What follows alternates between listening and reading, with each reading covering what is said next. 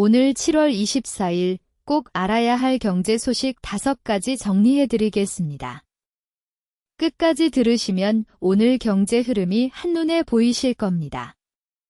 자, 첫 번째 소식입니다.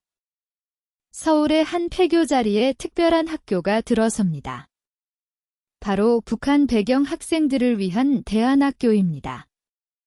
서울시 교육청이 문을 닫은 옛 영강초등학교 부지를 활용하기로 했습니다. 여기에 여명학교라는 새 건물을 짓는 겁니다. 이 사업에는 무려 160억 원이 들어갑니다. 교육청이 땅을 내주고 통일부가 정착을 돕습니다. 현대차그룹은 건립비로 60억 원을 냅니다. 나머지 100억 원은 사단법인 여명이 맡습니다. 여명학교가 어떤 곳인지 짚어드리겠습니다. 북한에서 온 학생들은 우리 학교에 적응하기 쉽지 않습니다. 배운 내용도 다르고 문화도 낯설기 때문입니다. 그래서 이들을 따로 돌보는 대안학교가 필요했습니다. 이번엔 정부와 기업이 손을 잡았습니다. 이런 방식을 민관협력이라고 부릅니다. 나라와 민간 기업이 함께 돈을 모으는 겁니다. 이게 왜 중요할까요? 폐교 하나를 알차게 다시 쓰기 때문입니다. 이 자리엔 유아교육진흥원도 함께 옮겨옵니다. 어린아이 교육과 사회통합을 한 곳에서 챙기는 겁니다. 우리 생활에도 의미가 있습니다.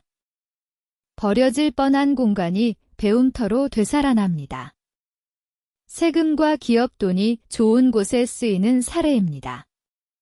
학교는 2029년까지 완공될 예정입니다. 자, 다음 소식 가보겠습니다. 두 번째 소식입니다. 오늘 우리 증시가 크게 흔들렸습니다. 코스피가 하루 만에 5.8% 넘게 급락했습니다. 지수는 6,685선까지 밀렸습니다. 하락폭이 너무 커지자 사이드카까지 발동됐습니다. 외국인은 1조 7천억 원어치를 팔았습니다.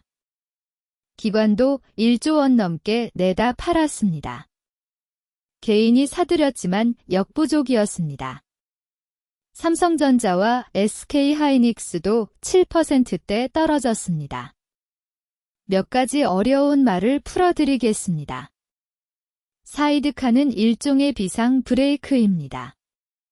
증시가 너무 빨리 떨어지면 잠시 거래를 멈추는 장치입니다. 시장이 흥분하는 걸 시키는 안전장치인 셈입니다. 이번 급락의 원인은 중동입니다. 중동 지역 긴장이 높아지며 국제 유가가 급등했습니다.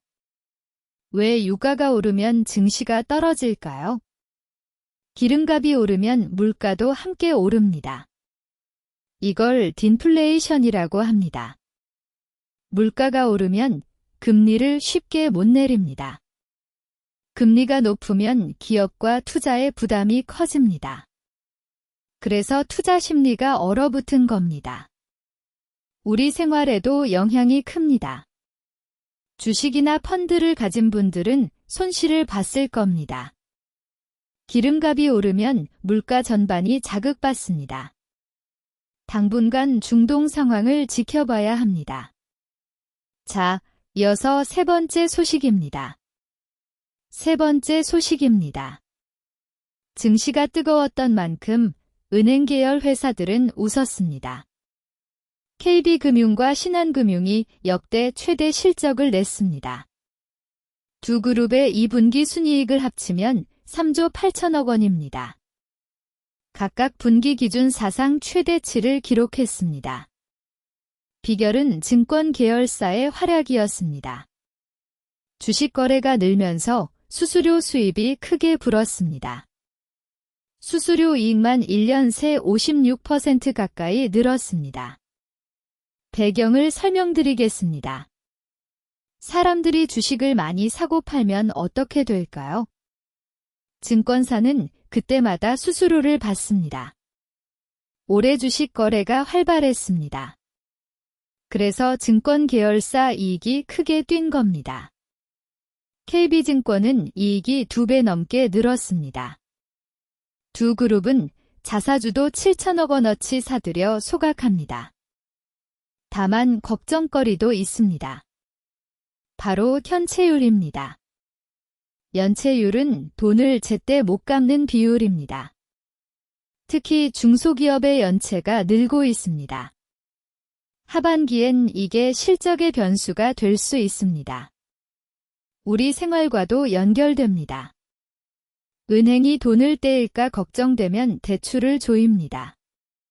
그러면 서민과 기업이 돈 빌리기 어려워집니다. 은행 실적 뒤에 숨은 신호를 잘 봐야 합니다.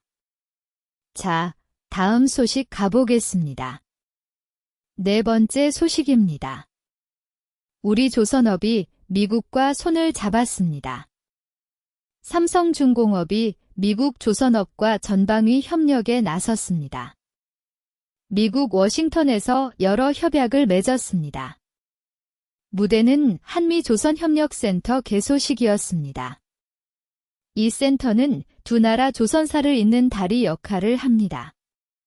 특히 눈에 띄는 건 무인수상정 공동연구입니다. 사로닉이라는 미국 스타트업과 함께 개발합니다. 용어를 풀어드리겠습니다. 무인수상정은 사람이 안 타는 배입니다. 스스로 바다 위를 움직이는 자율운항 선박입니다. 여기에 인공지능 기술이 들어갑니다. 삼성중공업은 LNG 벙커링 선박 설계 인증도 받았습니다. LNG를 배에 채워주는 특수 선박을 뜻합니다. 왜 이게 중요할까요? 미국은 조선 능력이 많이 약해졌습니다. 그래서 배 잘 만드는 한국과 협력이 필요합니다. 우리에겐 미국 시장이 크게 열리는 기회입니다. 우리 생활과도 이어집니다. 조선업은 우리나라의 대표 수출 산업입니다. 일감이 늘면 일자리와 경기에 도움이 됩니다. 미국의 인력교육센터도 세운다고 합니다. 우리 기술이 세계로 뻗어가는 모습입니다. 자, 마지막 소식입니다. 다섯 번째 소식입니다. 기업의 사회적 책임에 관한 소식입니다. 얼마 전 인천의 쿠팡 물류센터에서 불이 났습니다. 이 화재로 인근 주민들이 큰 불편을 겪었습니다. 쿠팡 풀필먼트 서비스가 지원 대책을 내놨습니다. 우선 주민 무료 건강검진을 실시합니다. 병원비와 약값도 지원해 줍니다. 청소비와 세차비까지 챙겨준다고 합니다. 구체적인 내용을 짚어드리겠습니다. 건강검진은 근처 초등학교 강당에서 진행됩니다. 25일부터 2주 동안 이어집니다. 아침 9시부터 밤 10시까지 운영합니다. 의사와 간호사 등 20여 명이 대기합니다. 피해 접수를 위한 전담 콜센터도 엽니다. 이건 11월 말까지 넉 달간 운영됩니다. 손해사정인이라는 말도 나옵니다. 피해를 얼마나 입었는지 확인해주는 전문가입니다. 이 서비스도 무료로 제공한다고 합니다. 왜 이게 중요할까요? 기업 시설에서 사고가 나면 주변이 피해를 봅니다. 이때 기업이 어떻게 대응하는지가 중요합니다. 이번엔 비교적 발빠르게 대책을 내놨습니다. 우리 생활과도 무관하지 않습니다.